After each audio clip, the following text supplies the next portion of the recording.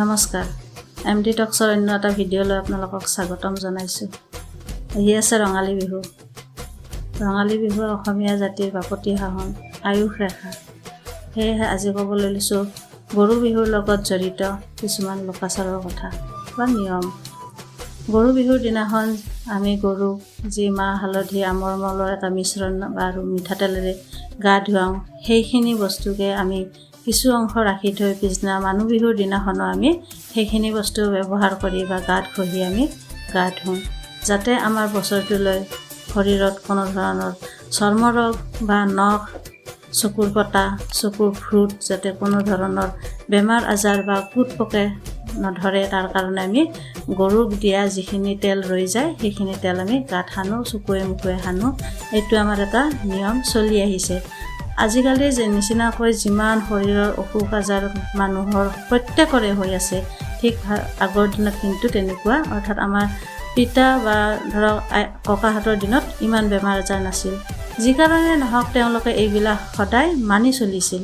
আজিকালি মানুহৰ সময়ৰ অভাৱ বা ধৰক পৰ্যাপ্ত পৰিমাণে এইখিনি বস্তু নাপায়, সেইকাৰণে ধৰক মানুহৰ অসুখ বিসুখ অলপ বেছি হয়। তথাপিতো আমি প্ৰকৃতিৰ কি নিয়ম চাওকচোন, বছৰত এবাৰ হ'লেও এইখিনি বস্তু মানুহে ব্যৱহাৰ কৰাৰ কাৰণে এটা নিৰ্দিষ্ট দিন ৰাখি থৈছে। সেই দিনটো হৈছে আমি গৰু বিহুৰ পিছদিনাখন মানুহ বিহু, আৰু মানুহ বিহুৰ দিনাখন এই গৰু ঘঁহাই দিয়া যিখিনি ৰৈ যায় সেইখিনি মানুহবিলাকে আমি ব্যৱহাৰ কৰোঁ শৰীৰৰ কাৰণে, নিজৰ ভালৰ কাৰণে, ঘৰৰ প্ৰত্যেকজন ব্যক্তিৰ মংগলৰ কাৰণে। ঠিক তেনেকৈ গৰুক যে আমি নপঘা দিওঁ অৰ্থাৎ বিহুৱান দিওঁ, সেই নপঘানো কেনেকৈ বনায়? সচৰাচৰ যিটো পঘা হয় তাতকৈ অকণমান বেলেগ ধৰণৰ। সেই পঘাটো মৰাপাতটো লাগিবয়ে, মৰাপাত অবিহনে পঘা হ'বই নোৱাৰে। কিন্তু তাৰ লগত কি দিয়া হয়?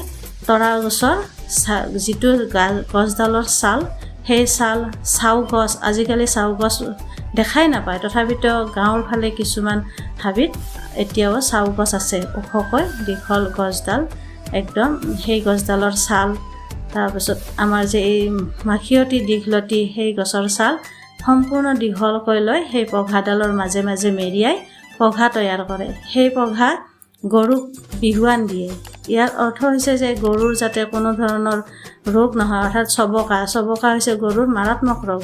এই ৰোগটোৱে যাতে সাধাৰণতে হ'ব নোৱাৰে, তাৰ কাৰণে এই পঘাডালত এইকেইবিধ সামগ্ৰী মিহলাই পঘাডাল তৈয়াৰ কৰে। আৰু গলধনত যে ঘাঁ লাগে গৰুৰ, এই পঘাডাল মেৰিয়াই দিলে ঘাঁবিলাক নালাগে বা মহ দাহে বেছিকৈ আক্ৰমণ কৰিব নোৱাৰে।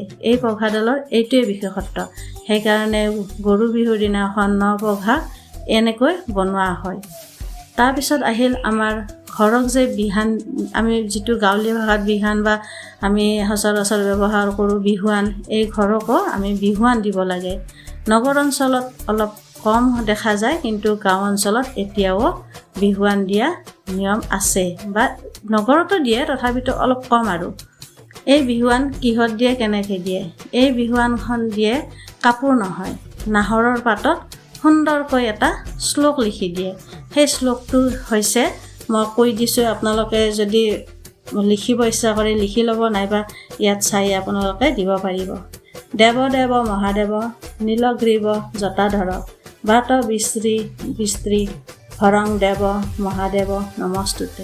এই শ্লোকটো আপোনাৰ নাহৰৰ পাতত লিখি ধুনীয়াকৈ ঘৰৰ পশ্চিম দুৱাৰৰ ওপৰত সুবিধাজনক ঠাইত গুজি থোৱা হয়, যাতে গোটেই বছৰটোলৈ কোনো ধৰণৰ প্ৰাকৃতিক দুৰ্যোগে নিজৰ ঘৰখনৰ অনিষ্ট সাধন কৰিব নোৱাৰে। যেনে ধৰক শিলাবৃষ্টি, বতাহ, ধুমুহা, বানপানী, ইয়াৰ পৰা যাতে নিজৰ ঘৰখন ৰক্ষা পৰে, তাৰ কাৰণে বছৰেকৰ মূৰত এই বিহুৱান ঘৰক দিয়া হয়। এই বিহুৱান নাহৰৰ পাতত এই শ্লোকটো লিখি দিয়াৰ এইটোৱে অৰ্থ। তাৰপিছত আহিল, আমি সৰুতে দেখিছোঁ আমাৰ পিতাহঁত বা আমাৰ ককাহঁতে আগতে সকলো ঘৰৰ মানুহে কি কৰিছিল, গৰু বিহুৰ দিনাখন আগদিনাখন ৰাতি মানে মাজৰাতি উঠি গোহালিত জুমি চাইছিল গৰুবিলাকে কেনেকুৱাকৈ আছে। গৰুবিলাকে যদি থিয় হৈ কাণ জোকাৰি আছে, তেতিয়া জানিব সেই বছৰটোত বহুতো প্ৰাকৃতিক দুৰ্যোগ হ'ব, আৰু সেইটো ভয়ানক দুৰ্যোগ।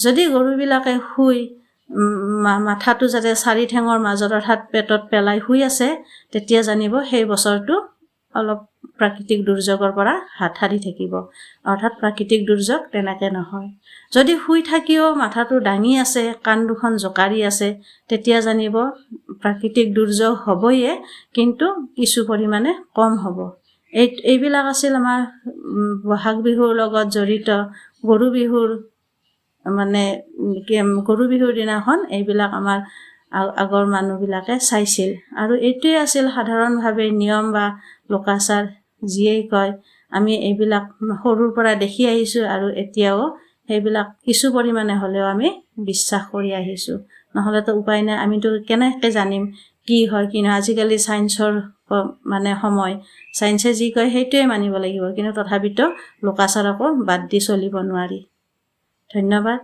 মোৰ ভিডিঅ'টো ইমানখিনি আছিল ভিডিঅ'টো লাইক কৰিব কমেণ্ট কৰিব শ্বেয়াৰ কৰিব আৰু চেনেলটো ছাবস্ক্ৰাইব কৰিব নমস্কাৰ